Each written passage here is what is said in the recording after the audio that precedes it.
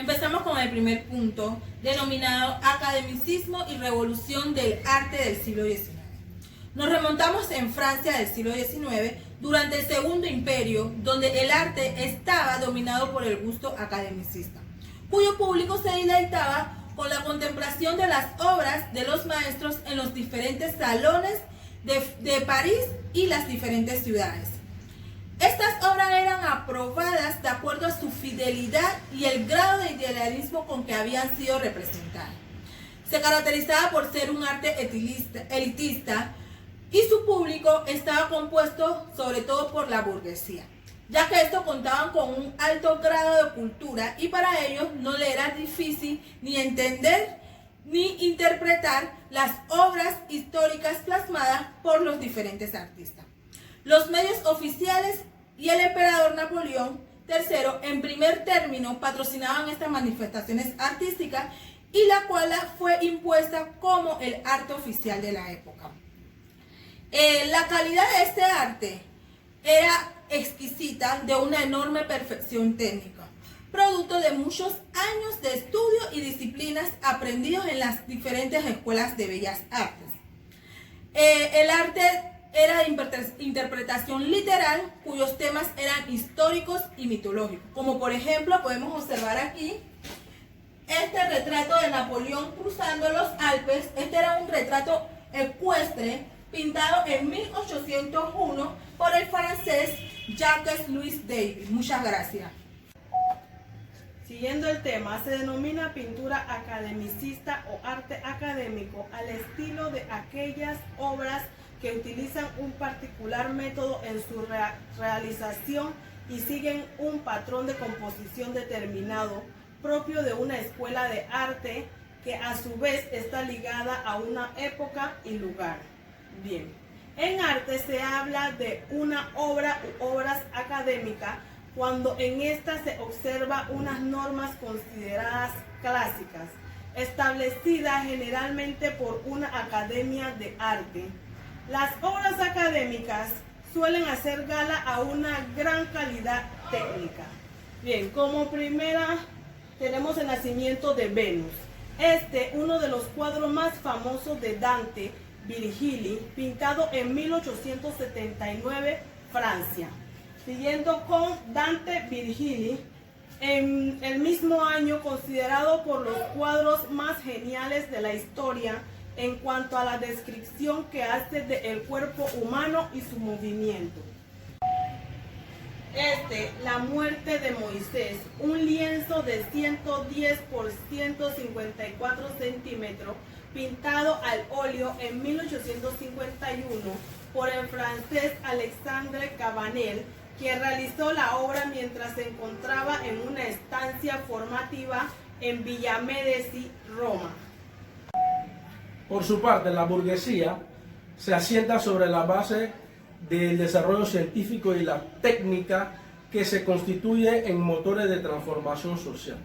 En el siglo XIX se dio una relación estrecha entre el desarrollo científico y la aplicación de la técnica a la actividad económica y la transformación social. La nueva estructura económica capitalista propició el auge de la burguesía como clase social con una mentalidad propia. Este asentamiento burgués se sostenía también con la aparición de la corriente del pensamiento positivista. Este es un movimiento intelectual que impregnó parte de la cultura europea desde mediados del siglo XIX. Surgió en cierto sentido como reacción contra el idealismo y el espiritualismo romántico. Suponía una revalorización de la ciencia como fuente de conocimiento y la realidad, o de la realidad. La figura más representativa del pensamiento positivista es la del francés Auguste Comte, que quiso construir una nueva ciencia de la sociedad sobre la base del estudio de los elementos sociales mediante la aplicación del método científico de las ciencias naturales. Buenas noches, continuando con el tema, realismo.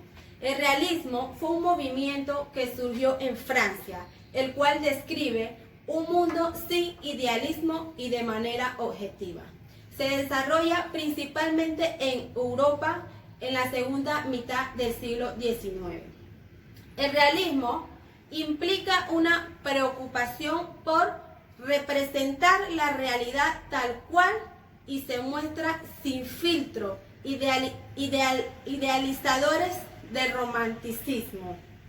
El realismo está fuertemente influenciado por la filosofía positivista y por la toma de conciencia de las clases populares, de las lacras.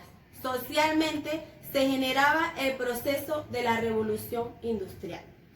La mayoría de los pintores realistas tuvieron una creatividad política y en muchos casos un claro compromiso social con la situación de las clases más desfavorecidas.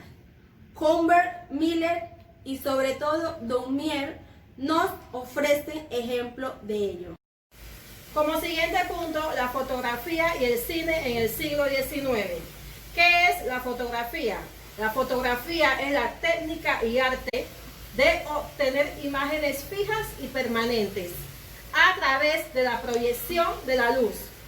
Esta se hace gracias a materiales que reaccionan químicamente a ella. La fotografía y el cine, ¿qué fue primero? Se dice que la fotografía es la hermana mayor del cine. Gracias a los experimentos del siglo XIX, con la cámara oscura y la fotografía se inventó lo que fue el cine. La fotografía y el cine siguen evolucionando y creando nuevas técnicas para obtener mejores efectos. Siguen complementándose y siguen siendo fuente de inspiración mutua para la historia. No se trata de cuál es más fácil ni cuál es mejor. La fotografía y el cine tienen una magia y se unen para crear nuevas piezas. La fotografía es un invento moderno que inauguró una gama de enormes posibilidades de captura. Su técnica fue aprovechada por el cine y otras tecnologías, como aquí en la imagen. Aquí hay una fotografía de hace mucho tiempo atrás y está la fotografía modernas. Ambas tienen efectos diferentes precisamente debido a las nuevas tecnologías. Las fotografías de antes no contaban con la proyección del flash, solamente con la cámara oscura y un agujero en donde la poquita luz era lo que proyectaba en la foto. En cambio, las fotografías de hoy día cuentan con lo que es flash y nuevas tecnologías y métodos que son utilizados diariamente por nosotros mismos. La fotografía no tuvo un único inventor, ya que fue consecuencia de una serie sucesiva de tecnologías que datan desde el siglo XIX y siglo XX. Antes de la fotografía, tal y como entendemos hoy, fue necesario el invento de objetos tecnológicos. El primero fue la cámara oscura, que se utilizaba mucho en la antigüedad antes de Cristo. En 1888, Jorge Steen presentó la primera cámara Kodak. Esta fue accesible para todo el mundo, no solamente para fotógrafos.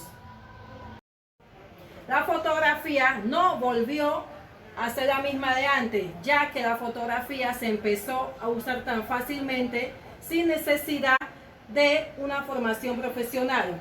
En 1931 se inventó el flash, que permitía fotografiar de noche o en situaciones de poca iluminación. En 1948 se difundió la cámara instantánea. Esta se revelaba en 60 segundos. La fotografía digital apareció después de la revolución tecnológica de la segunda mitad del siglo XX en 1990. Muchas gracias.